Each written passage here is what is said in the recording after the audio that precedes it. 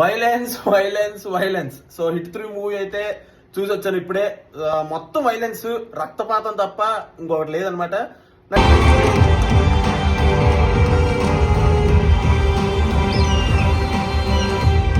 నచ్చింది, నాకైతే పర్లేదు, నచ్చింది, ఒకసారి చూడొచ్చు అనిపించింది, బాగానే అనిపించింది.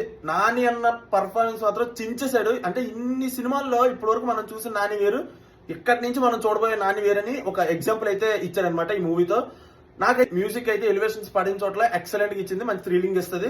సో హిట్ 1, 2, 3లో పర్సనల్ గా నాకు ఏది నచ్చింది అని అంటే మాత్రం ఎప్పటికీ నాకు హిట్ 1 అనమాట. అంటే ఈ హిట్ 3కి వచ్చినప్పటికీ హిట్ 1 నాకు బెస్ట్ అనిపిస్తుంది. ఎందుకంటే అందులో ఉన్న సస్పెన్స్, థ్రిల్లింగ్ అది వేరే లెవెల్ అనమాట. సో ఇది కూడా బాగానే ఉంది, కొంతమందికి నచ్చకపోవచ్చు అని నా ఒపీనియన్. సో అదనమాట సంగతి, చాలా బాగుంది. సో నేను ఈ మూవీకి ఇచ్చే రేటింగ్ వచ్చేసి 5కి.